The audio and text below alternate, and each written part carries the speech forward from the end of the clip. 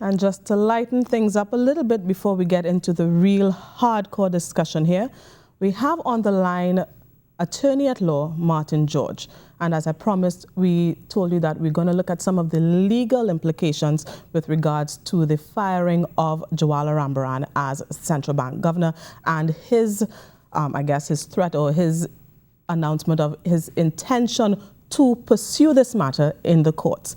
Good morning, Mr. George. Compliments of the season to you. Thank you for joining us on the line. Hi, good morning to you, Stacey, and good morning, Trinidad and Tobago, and good morning to all your viewers. So, Mr. George, I know you're a man who keeps abreast of all that is happening countrywide, and I know you have been looking at the development so far in terms of the firing of the central bank governor. Can you tell me what your opinion is now with this latest update in terms of the Jwala Rambaran now indicating that he will pursue this matter in the court? Well, the thing is, we have to look at the circumstances that are playing out here. The first thing you have to ask yourself is whether the dismissal was valid or lawful. That would be the nub of the issue. In other words, do you have an inalienable right to hold on to the position of governor of the central bank? Now, under the Central Bank Act of Trinidad and Tobago, under Chapter 7902 of the laws of Trinidad and Tobago, under Section 7, it says that the governor shall be appointed for a term of 5 years. Now, as it is, you would recognize that this governor has not yet served that 5-year term. So one would imagine that certainly, from that aspect, he would be, seeking to say, well, my term of office has been cut short. But of course, that's not the end of the matter. The point is you do have the supervening powers of those who have appointed you, who also have the power to remove you from office. And one would imagine that if it is that a strong enough case has been made and the president or acting president, in his or her discretion, considers that, look, it is appropriate to remove you as governor of the central bank, then, of course, they do have that power also under the law. I would imagine from the thrust and gravamen and tenor of what I have seen in the media as Mr. Rambaran's response, I would imagine that the main plank of his argument would be the procedure and manner in which the dismissal was effected. So I am not sure that he would be seeking at all to suggest that he cannot be removed. I would think that it would be that he is seeking to challenge the manner in which it was done. I think he's suggesting that, look, there has not been sufficient consultation, there has not been sufficient due process, there has not been sufficient, opportunity for him to be heard, to ventilate his side of the story. In fact, if I recall correctly, I think he did indicate that he was not given the chance to respond to any complaint, in terms of any official complaint against him or against his actions.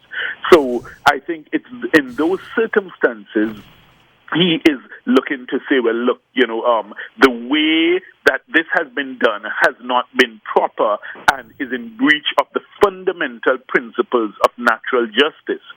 Now, when one looks at the provisions of Section 12 of the Central Bank Act, Chapter 7902, you will see that it says that the president may terminate the appointment of the governor or deputy governor or any director, right, if that person, A, becomes of unsound mind or incapable of carrying out his duties, B, becomes bankrupt or compounds with or suspends payments to his creditors.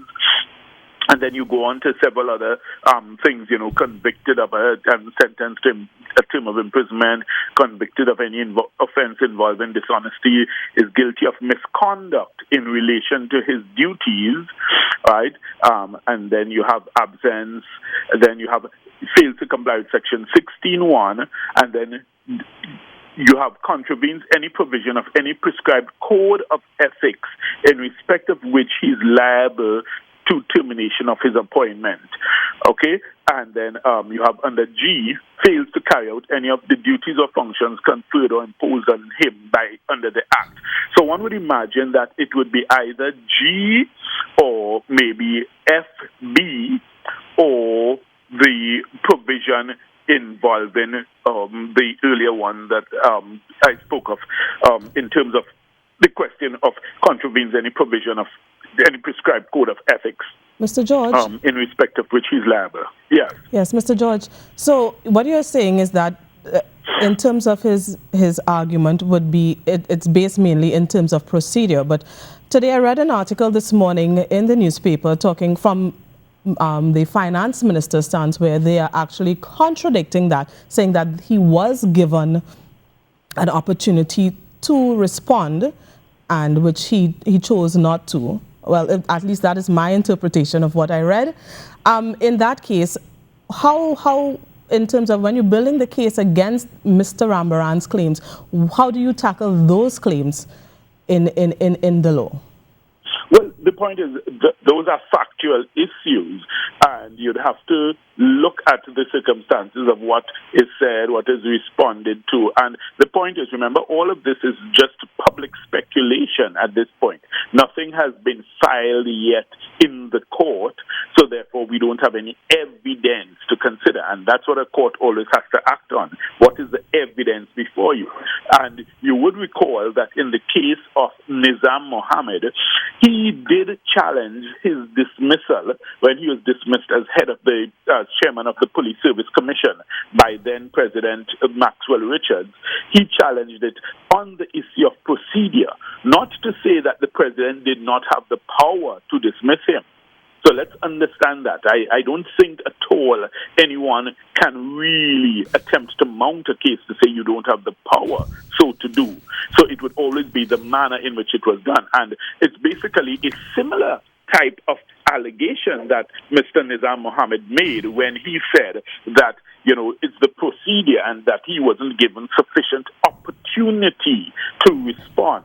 So therefore, he brought his action, and the matter was heard before Justice Judith Jones, as she then was, and she ruled in his favor. And, she felt that, procedurally, it was improper, the manner in which it was done. So one would imagine that it's along similar lines that Mr. Rambaran will be seeking to make his claim. And, of course, one would imagine the government and the president would have the acting president would have their response and their answers to, counter that. And, of course, the court would decide it based on the evidence that is placed before it.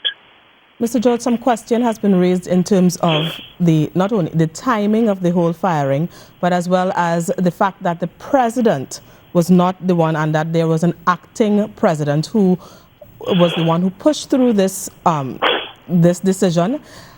That's a specious and esoteric and largely irrelevant argument, because if we recall as far back as in 1990, you had the acting president, Emmanuel Carter, who was the one who signed the amnesty for the members of the Jamaat al-Muslimin.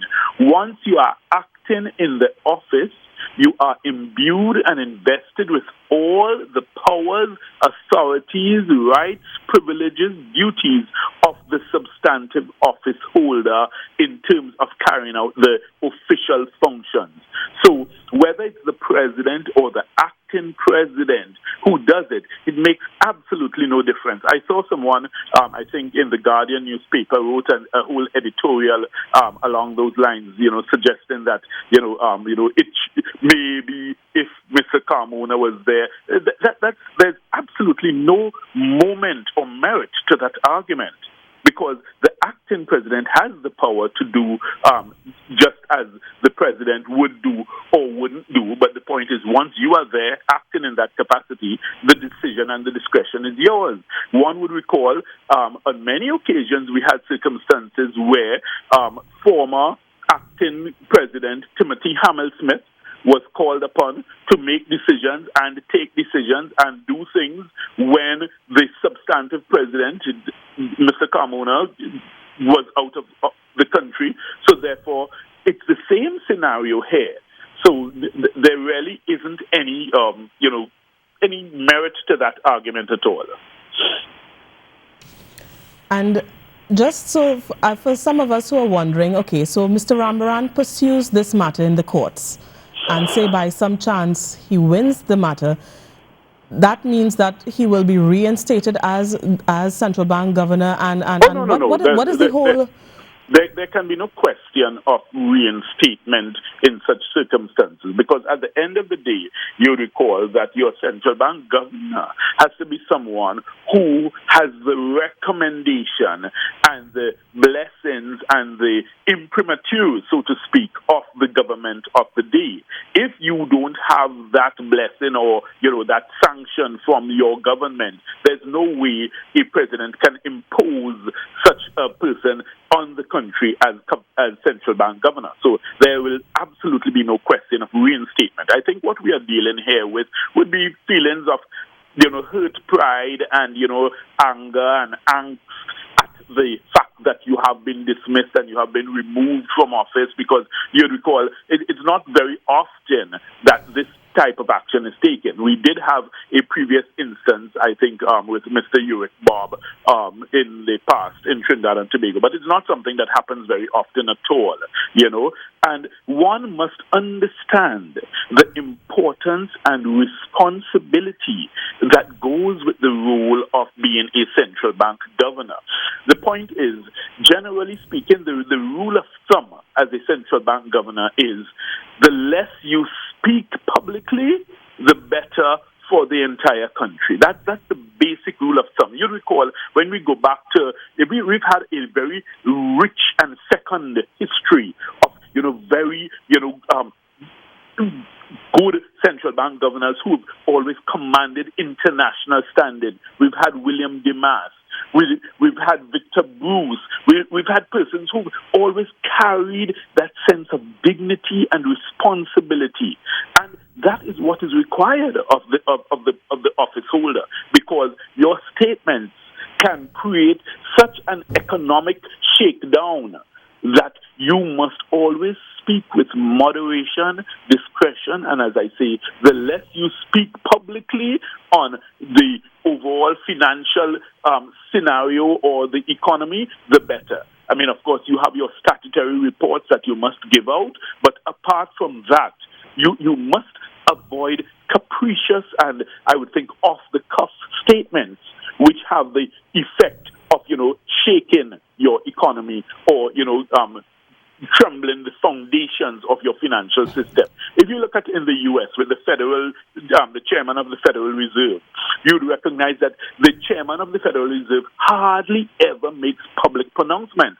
And whenever there is the need to make any public pronouncement, the chairman of the Federal Reserve always, it's something that's anticipated. The entire nation is on pause waiting for this announcement, because you recognize and understand the importance of the position you hold and the effect of your statements, and the tremendous effect they can have on boosting confidence or shaking confidence in your nation's economy. So therefore, one must always err on the side of caution, and it's better you say nothing than run the risk of saying something which can have a damaging or deleterious effect, because you're not only shaking the confidence of your economy, but you also think in terms of internationally and the view of investors. I understand this story was carried on Fox News internationally, so therefore you are in a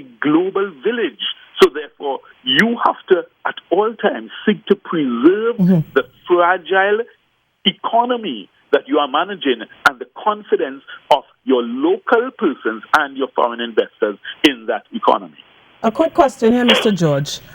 Taking all of what you just said into consideration, what is your view in terms of this whole Forex announcement where the Jwala Rambaran named the Forex thing, because we understand that the part of this decision to fire him was based on his announcement and possible breach of confidentiality